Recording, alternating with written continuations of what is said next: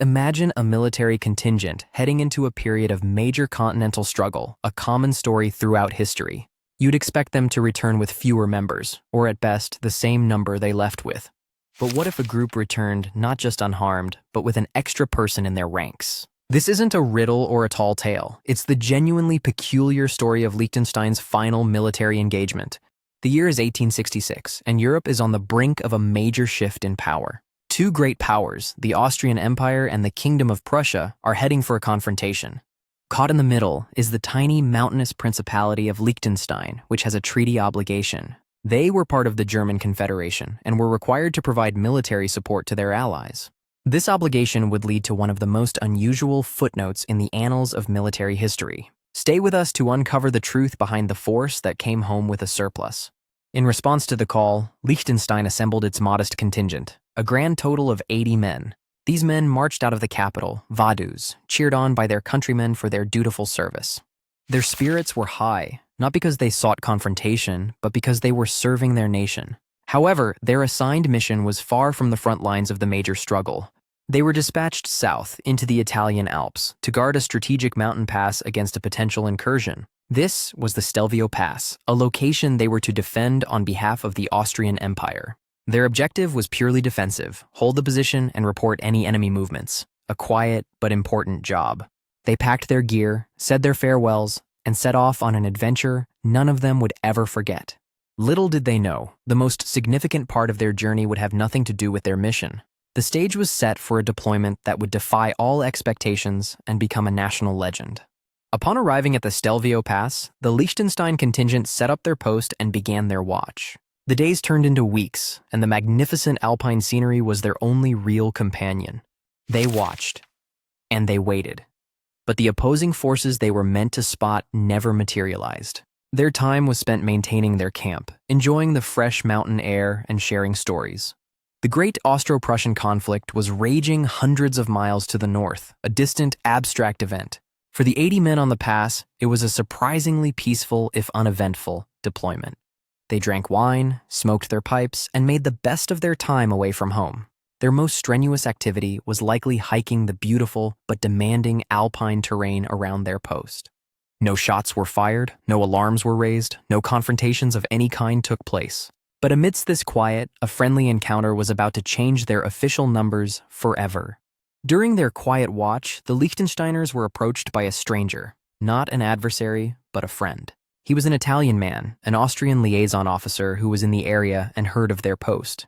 Instead of being suspicious, the soldiers welcomed him. They had plenty of food and time to share. This friendly individual decided he quite liked the company of the Liechtenstein contingent. He spent time with them, sharing news from other parts of the region and enjoying their camaraderie. When the time came for the contingent to receive news, this new friend was right there with them. He had, for all intents and purposes, become an unofficial member of their small mountain community. He expressed a desire to see Liechtenstein, a country he had heard about but never visited.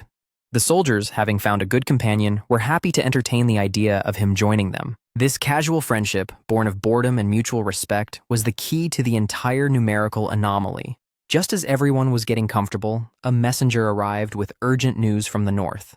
The Austro-Prussian conflict, expected to be a prolonged struggle, had ended with shocking speed. The Prussian forces, with their superior technology and organization, had secured a decisive outcome. The primary engagement at Königgrätz had settled the matter. Austria and its allies were on the losing side. For the 80 men in the Alps, this meant their mission was officially over.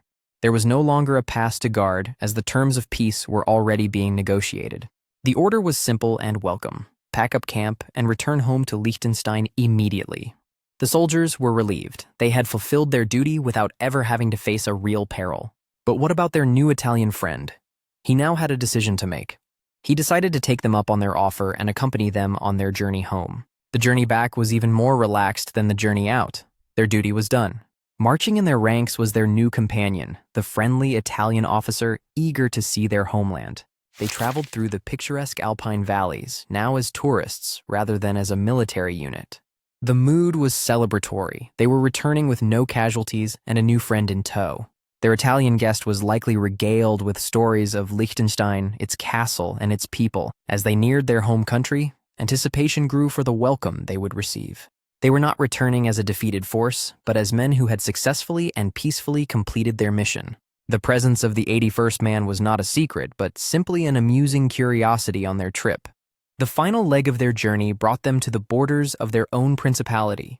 Home at last, the contingent prepared for their official reception and, unknowingly, their moment in history. The returning contingent was met with a grand welcome in the capital. The streets were lined with cheering citizens. They were hailed as heroes, not for any confrontation, but for representing their country with honor. The prince himself came out to greet the commander and his men, thanking them for their service. Then came the time for the official procedures. The commander had to report his numbers. An official began the head count, counting each soldier as they stood in formation. He counted 1, 2, 3, all the way up to 79, 80, and then he paused. There was one more person standing there. He counted again, 81. It was unmistakable. A murmur went through the officials. How could this be? They had sent out exactly 80 men.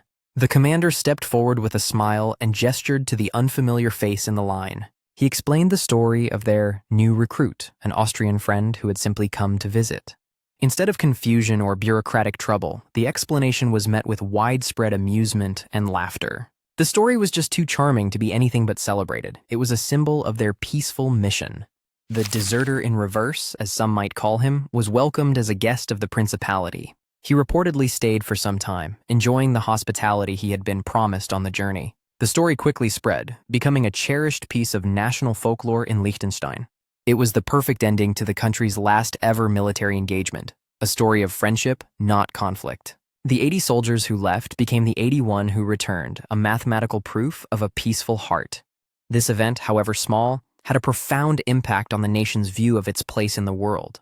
It reinforced the idea that their strength was not in military might, but in diplomacy and neutrality.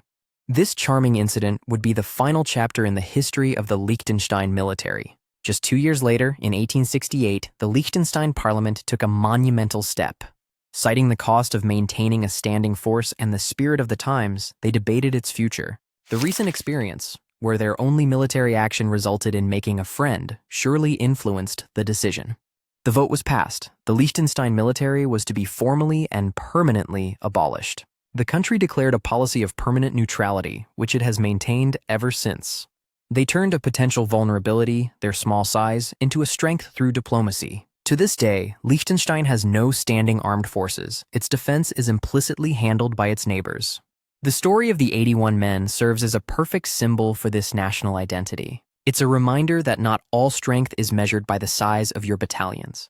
Sometimes, the greatest victory is returning home safely with even more friends than you started with. So there you have it, the incredible but true story of the Liechtenstein military's final outing. A contingent of 80 men went to support an empire in a major continental struggle. They saw no action, experienced no hardship, and fulfilled their duty simply by being present. While on their quiet post, they made a new friend who was charmed by their company.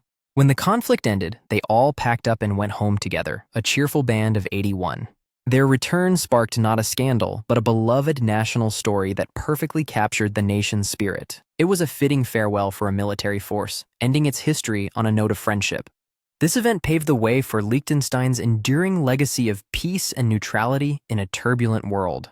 It's a powerful reminder that sometimes the most successful operations are the ones where everyone comes home safe. Especially when you bring back an extra friend. A true story of positive returns in every sense.